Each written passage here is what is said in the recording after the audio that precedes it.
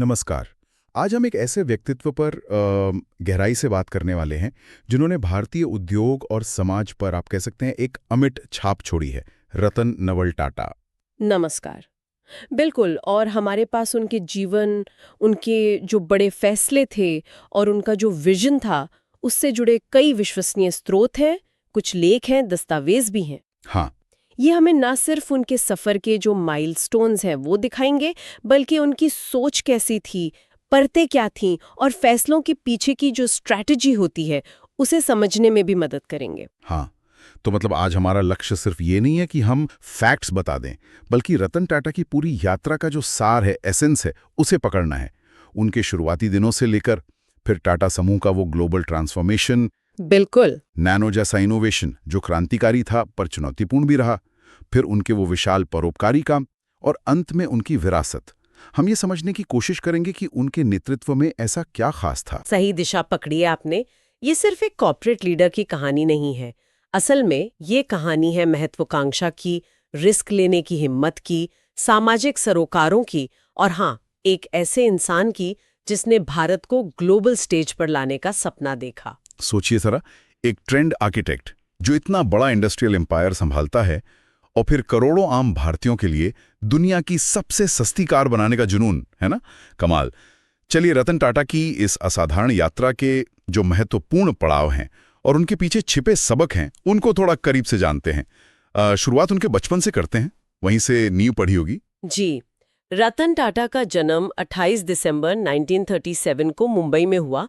उनका बचपन पारंपरिक तरीके से देखें तो शायद थोड़ा कॉम्प्लेक्स था। उनके माता पिता नवल टाटा और सोनू कमिसराइट वो उनके बचपन में ही अलग हो गए थे। अच्छा। जिसके बाद उनकी परवरिश उनकी दादी लेडी नवाजबाई टाटा ने की। वो टाटा साम्राज्य के संस्थापक जमशेदजी टाटा के बेटे सर रतनजी टाटा की पत्नी थीं। तो जाहिर है इस माहौल का उनके व्यक्तित्व पर, उनके वैल्यूज पर गहरा असर पड़ा होगा। और उनकी पढ़ाई लिखाई, हमारे स्रोतों में उनकी आर्किटेक्चर डिग्री का जिक्र बार बार आता है। कॉर्नेल यूनिवर्सिटी से आर्किटेक्चर और स्ट्रक्चरल इंजीनियरिंग। ये एक बिजनेस लीडर के लिए थोड़ा हटके रास्ता लगता है ना? हाँ, ये वाकई दिलचस्प है। स्कूलिंग तो मुंबई के जाने माने कैंपियन स्कूल और cathedral and John Connon school में हुई।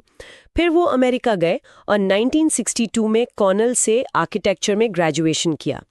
बाद में 1975 में उन्होंने हार्वर्ड बिजनेस स्कूल से एडवांस्ड मैनेजमेंट प्रोग्राम यानी AMP भी पूरा किया।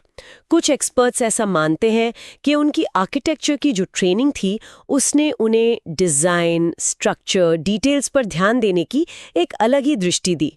अच्छा। हाँ, जो शायद बाद में उनके प्रोडक्ट्स में जैसे इंडिका या नैनो या फिर ग्रुप के रीस्ट्रक्चरिंग के तरीके में भी झलकी हो, कौन जाने। ये एक इंटरेस्टिंग कनेक्शन है।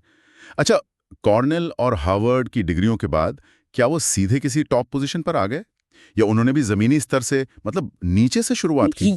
यही उनकी कहानी का एक बहुत महत्वपूर्ण पहलू है। वो सीधे टॉप पर नहीं आए। 1962 में जब वो भारत लौटे तो उन्होंने टाटा स्टील जमशेदपुर में काम शुरू किया, और वो भी शॉप फ्लोर पर। शॉप फ्लोर पर? जी हाँ, भट्टियों में, लाइमस्टोन खदानों में काम किया। ये जो अनुभव था ना, इसने उन्हें ऑर्गेनाइजेशन की नब्ज, कर्मचारियों की जो चुनौतियां होती हैं, जमीनी हकीकत, उसे समझने का एक बहुत कीमती मौका दिया। ये बाद में उनके लीडरशिप स्टाइल को बनाने में बहुत अहम साबित हुआ होगा। शॉप फ्लोर से शुरुआत, ये आज के कॉर्पोरेट वर्ल्ड में सोचना भी मुश्किल लगता है। इस अनुभव के बाद उनका अगला कदम क्या रहा? इस जमीनी अनुभव के बाद उन्हें धीरे धीरे और जिम्मेदारियां मिली। 1970 के दशक में उन्हें national radio and electronics company यानी नेल्को का डायरेक्टर इन चार्ज बनाया गया। नेल्को? हाँ, उस समय नेल्को फाइनेंशियल क्राइसिस से गुजर रही थी और इलेक्ट्रॉनिक्स मार्केट में लगातार पिछड़ रही थी। तो नेल्को उनके लिए एक तरह का लिटमस टेस्ट था। बिल्कुल, और उन्होंने ये चुनौती स्वीकार की। रतन टाटा ने नेल्को में नई टेक्नोलॉजी पर फोकस किया, मैनेजमेंट स्टाइल बदला और धीरे धीरे कंपनी को घाटे से उबारकर मुनाफे में लाने में कामयाब भी रहे। अच्छा। हालांकि बाद में इकोनॉमिक स्लोडाउन और लेबर प्रॉब्लम की वजह से नेल्को फिर मुश्किल में आ गई थी, लेकिन ये तजुर्बा रतन टाटा की लीडरशिप क्षमता, खासकर क्राइसिस मैनेजमेंट और टर्न अराउंड स्ट्रैटेजी बनाने में एक शुरुआती सबूत जरूर था। और फिर आया वो ऐतिहासिक मोड़, 1991 जब उन्होंने जेआरडी टाटा से टाटा समूह की कमान संभाली। जेआरडी तो एक लेजेंड थे, उनकी जगह लेना यकीनन आसान नहीं रहा होगा। बिल्कुल नहीं। जेआरडी टाटा दशकों तक ग्रुप का चेहरा रहे थे। 1991 में जब रतन टाटा चेयरमैन बने तो उन्हें न सिर्फ जेआरडी की विरासत संभालनी थी, बल्कि बदलते भारत और ग्लोबल इकोनॉमी के लिए ग्रुप को तैयार भी करना था। यहीं से टाटा समूह के वो आक्रामक वैश्विक विस्तार और रीस्ट्रक्चरिंग का दौर शुरू हुआ, जो जेआरडी के कंसोलिडेशन वाले तरीके से काफी अलग था। हाँ, वो ग्लोबल अधिग्रहण तो काफी सुर्खियों में रहे थे। पहले टेटली टी, फिर कोरस स्टील और फिर जागुआर लैंड रोवर। ये वाकई बड़े और साहसिक कदम थे। बहुत साहसिक। 2000 में टेटली टी का अधिग्रहण 271 मिलियन पाउंड्स टाटा टी को दुनिया की दूसरी सबसे बड़ी चाय कंपनी बनाने की तरफ एक बड़ा कदम था। इसने टाटा ब्रांड को एक ग्लोबल पहचान दी। हाँ, फिर 2007 में आया कोरस स्टील का अधिग्रहण, लगभग $12 बिलियन का। ये उस समय किसी भी भारतीय कंपनी का सबसे बड़ा विदेशी अधिग्रहण था। $12 बिलियन, उस समय तो ये रकम चौंकाने वाली थी। क्या इसके पीछे सिर्फ साइज बढ़ाने की एम्बिशन थी या कोई गहरी स्ट्रैटेजी थी? टाटा स्टील को यूरोप के अहम बाजार तक सीधी पहुंच दे रहा था। नई टेक्नोलॉजी मिल रही थी, एक बना बनाया डिस्ट्रीब्यूशन नेटवर्क मिल रहा था। अच्छा। हालांकि ये ग्लोबल आर्थिक मंदी 2008 से ठीक पहले हुआ था, जिसने इसे बहुत रिस्की बना दिया और टाटा स्टील पर भारी कर्ज का बोझ आ गया। ये रतन टाटा की रिस्क लेने की क्षमता का उदाहरण है, जिसके नतीजे मिले जुले रहे। और फिर जगुआर लैंड रोवर जेएलआर का अधिग्रहण 2008 में फोर्ड से लगभग $2.3 बिलियन में। ये भी तो मंदी के दौर में ही हुआ। हाँ, जेएलआर का अधिग्रहण भी एक बड़ा दांव था। फोर्ड इन आइकॉनिक ब्रिटिश ब्रांड्स को बेचने के लिए बेताब था और टाटा मोटर्स ने इसमें एक मौका देखा। शुरुआती सालों में जेएलआर को पटरी पर लाना मुश्किल था, चुनौती भरा था, लेकिन आखिर में ये अधिग्रहण टाटा मोटर्स के लिए बेहद सफल साबित हुआ। इसने न केवल टाटा मोटर्स को ग्लोबल लग्जरी कार बाजार में एक बड़ा खिलाड़ी बनाया, बल्कि ग्रुप के मुनाफे में भी बहुत बड़ा योगदान दिया। ये अधिग्रहण रतन टाटा की ग्लोबल महत्वाकांक्षा और भविष्य की संभावनाओं पर दांव लगाने की उनकी आदत को दिखाते हैं। ग्लोबल मंच पर इन बड़े कदमों के साथ साथ उन्होंने भारत के लिए भी कुछ बहुत महत्वाकांक्षी प्रोजेक्ट शुरू किए। टाटा इंडिका और जाहिर है टाटा नैनो। सही कहा। 1998 में लॉन्च हुई टाटा इंडिका भारत की पहली पूरी तरह से स्वदेशी रूप से डिजाइन और विकसित कार थी। ये भारतीय इंजीनियरिंग और मैन्युफैक्चरिंग क्षमता का एक शक्तिशाली प्रतीक बनी। हाँ, उस वक्त तो बड़ी बात थी। बिल्कुल, उस समय के जो स्थापित खिलाड़ी थे उनको सीधी चुनौती थी। और फिर 2009 में आई टाटा नैनो, जिसे 1 लाख रुपए की कार या द पीपल्स कार के रूप में पेश किया गया था। नैनो का आइडिया ही अपने आप में क्रांतिकारी था। हर भारतीय परिवार, खासकर स्कूटर पर चलने वालों के लिए एक सुरक्षित और सस्ती कार का सपना देखना, इसके पीछे का विजन तो कमाल का था। निश्चित रूप से नैनो रतन टाटा के उस विजन का प्रतीक थी, जहां वो टेक्नोलॉजी और इंजीनियरिंग का इस्तेमाल आम आदमी की जिंदगी बेहतर बनाने के लिए करना चाहते थे। ये दुनिया की सबसे सस्ती कार बनाने का एक अभूतपूर्व इंजीनियरिंग और कॉस्ट मैनेजमेंट का प्रयास था। हाँ, वो बात तो है। हालांकि इसे कई चुनौतियों का सामना करना पड़ा। सिंगूर में वो जमीन अधिग्रहण का विवाद, जिसके कारण प्लांट को गुजरात ले जाना पड़ा। प्रोडक्शन में देरी हुई, सेफ्टी को लेकर चिंताएं उठीं और शायद मार्केट की उम्मीदों को भी सही ढंग से नहीं समझ पाए। हाँ, नैनो कमर्शियली उतनी सफल नहीं हो पाई जितनी उम्मीद की गई थी। लेकिन क्या हम कह सकते हैं कि ये प्रोजेक्ट पूरी तरह फेल रहा या इससे कुछ अहम सबक मिले? विफलता शायद सही शब्द न हो। ये एक साहसिक प्रयोग था जिसने किफायती इंजीनियरिंग, जिसे फ्रूगल इंजीनियरिंग कहते हैं, उसकी सीमाओं को आगे बढ़ाया।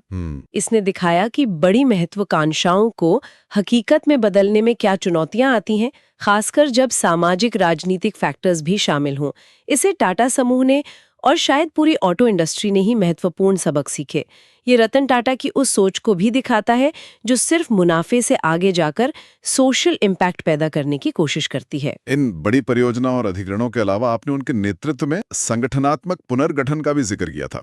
वो किस तरह का था और क्यों जरूरी था? देखिए, जब रतन टाटा ने कमान संभाली तब टाटा समूह कई आजाद कंपनियों का एक ढीला ढाला सा ग्रुप था, जहां कई कंपनियां अपने अपने साम्राज्य चला रही थीं। अच्छा। उन्होंने समूह को ज्यादा इंटीग्रेटेड और एकजुट बनाने पर जोर दिया।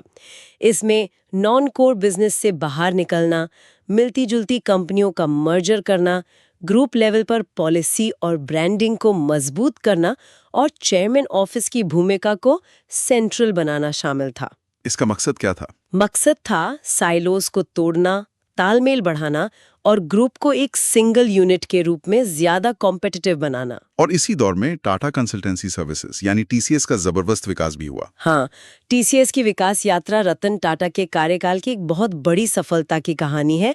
उन्होंने आईटी सेवाओं के भविष्य को बहुत पहले पहचान लिया था। सही। उनके नेतृत्व और समर्थन से टीसीएस ने न केवल ग्लोबल लेवल पर अपना विस्तार किया, बल्कि क्वालिटी, भरोसे और बड़े जटिल प्रोजेक्ट्स को संभालने की क्षमता के लिए भी नाम कमाया। ये सिर्फ भारत की सबसे बड़ी आईटी कंपनी ही नहीं बनी, बल्कि टाटा समूह के लिए मुनाफे का एक प्रमुख इंजन और ग्लोबल स्टेज पर भारत की तकनीकी शक्ति का प्रतीक भी बन गई। तो ये उनके चेयरमैन के रूप में एक्टिव कार्यकाल 1991 से 2012 की कुछ मुख्य बातें थीं। फिर दिसंबर 2012 में वो रिटायर हुए और साइरस मिस्त्री उनके उत्तराधिकारी बने। लेकिन ये बदलाव उतना स्मूथ नहीं रहा। हाँ, वो एक अप्रत्याशित मोड़ था।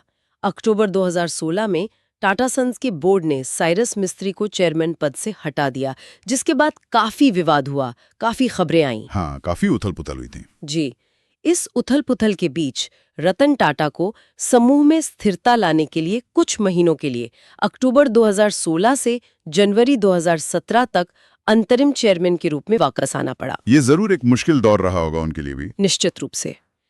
लेकिन अंततः जनवरी 2017 में नटराजन चंद्रशेखरन को स्थायी चेयरमैन नियुक्त किया गया और रतन टाटा चेयरमैन एमरेटस की भूमिका में चले गए, जहां वो सलाहकार और मार्गदर्शक बने रहे। चलिए, अब उनके बिजनेस लीडरशिप से थोड़ा हटकर उनके दूसरे महत्वपूर्ण पहलू पर बात करते हैं, परोपकार। टाटा समूह की परोपकार की एक लंबी और गहरी परंपरा रही है।